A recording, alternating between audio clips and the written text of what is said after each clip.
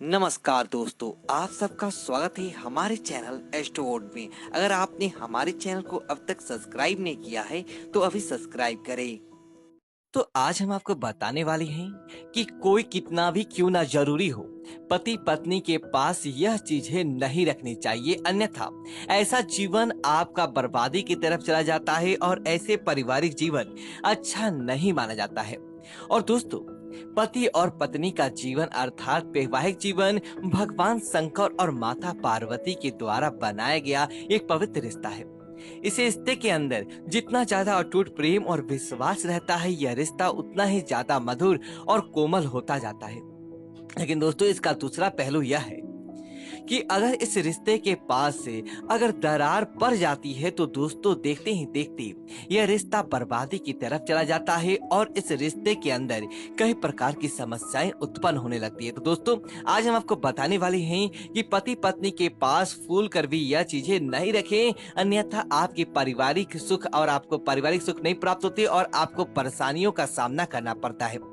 दोस्तों, सबसे पहला दोस्तों, जो लोग हनुमान जी के भक्त होते हैं वह जानते ही होते हैं कि भगवान जी ब्रह्मचर्य का पालन किया था और हनुमान जी जहाँ पर निवास करते हैं वहाँ पर सदैव सकारात्मक कार्य होती है और साथ ही साथ ब्रह्मचर्य का संपूर्ण पालन होना चाहिए।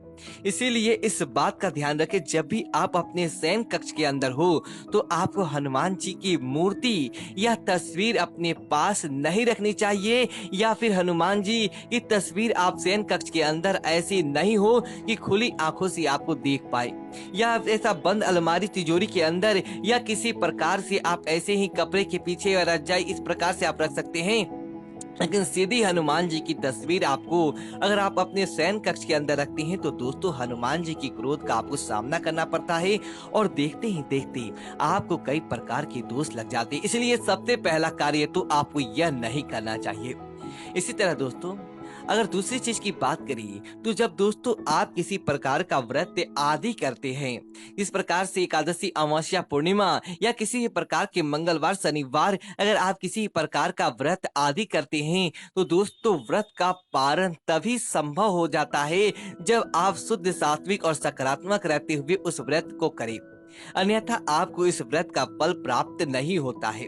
तो जिस दिन आपने व्रत किया है, पति और पत्नी दोनों ब्रह्मचर्य का पालन करें। इस दिन किसी प्रकार का कोई कार्य करके अगर आप गलत कार्य कर देते हैं तो दोस्तों, आपका वह व्रत खंडित हो जाता है और ऐसा करने के बाद आपको व्रत सुबह की वजह दुर्भाग्य प्राप्त कर देता है और आपको उसका फायदा प्राप्त नहीं हो पाता है।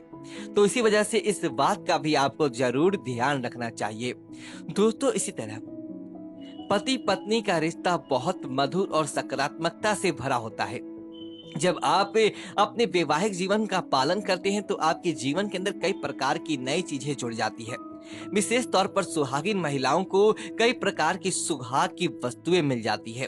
तब आप इस बात का ध्यान रखें कि सुहागिन महिलाएं कभी भी किसी अन्य महिला के सुहाग का गहना अपने गले के अंदर धारण नहीं करें।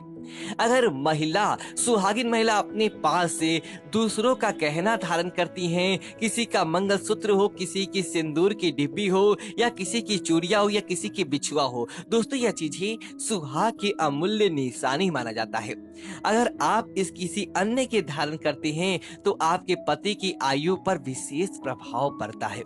हो सकता है कि सामने वाले के जीवन के ऊपर वैवाहिक जीवन की कैसी भी सकारात्मकता या नकारात्मकता है, उसका असर आपके ऊपर पड़ता है और देखते ही देखते आपकी पति पत्नी के मध्य जो प्रेम का रिश्ता था वह तत्काल से भरपूर हो जाता है। दोस्तों, एक दूसरे के ऊपर क्रोध बढ़ता है और आपको कभी भी सच्चा प्यार या सच्चा जीवन आपका अच्छा नहीं होता। इसी वजह से आपको ध्यान रखना चाहिए, अपनी सुहाग की चीजें ना तो किसी को पहनने के लिए आप देनी चाहिए और ना ही आपको किसी की लेनी चाहिए।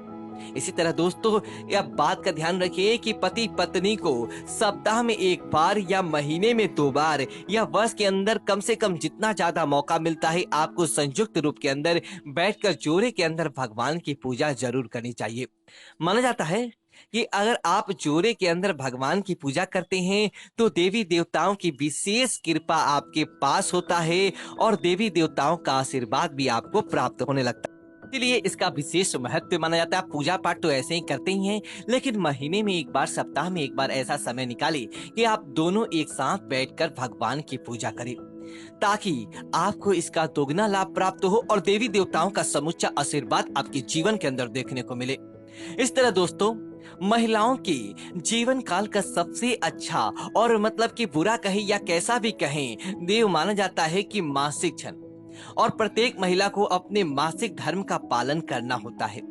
इस समय किसी भी विशेष प्रकार की चीजों का ध्यान रखना होता है, पूजा पाठ से संबंधित, रसोई से संबंधित और अपने वैवाहिक जीवन के संबंधित। तो पुरुषों को भी इस समय उनके बारे में ध्यान रखना चाहिए कि आप जितना ज्यादा हो सके उस मन करें, और उस समय उनके पास से आप जाने से आप बचे, अर्थात कि इस दिन आप किसी प्रकार के संबंध बनाने से जितना समय होता है उतना बचना चाहिए। अगर आप उनसे किसी प्रकार की जोर जबरदस्ती करते हैं तो आपका वैवाहिक जीवन ही अपने आप समाप्त होने लगता है। वैवाहिक जीवन के अंदर कई प्रकार की समस्याएं उत्पन्न होने लगती है, और देखते ही देखते आपको बीमारियों के साथ साथ अन्य प्रकार के धार्मिक कार्यों का भी सामना करना पड़ता है, और तनाव आपके जीवन के अंदर कई प्रकार से आ जाता है। तो दोस्तों, इस बात का भी आपको जरूर ध्यान रखना चाहिए। इस तरह दोस्तों, पति और पत्नी अपने पास आप कभी भी अपने शयन कक्ष के अंदर कांटेदार पौधे नहीं लगाएं। अगर आप अपने शयन कक्ष के अंदर कांटेदार पौधे लगाते हैं तो आपका वैवाहिक जीवन भी धीरे धीरे टूटने लगता है, वैवाहिक जीवन के अंदर नकारात्मकता बढ़ने लगती है, और आपको कई प्रकार के दोषों का सामना करना पड़ता है। इसी वजह से दोस्तों, माना जाता है कि अगर आपके कांटेदार पौधों को अपने घर से ही दूर रखते हैं तो आपको फायदा होता है। अगर घर के अंदर लगाते हैं तो कम से कम अपने शयन कक्ष के अंदर कांटेदार पौधे भूल कर भी नहीं लगाएं।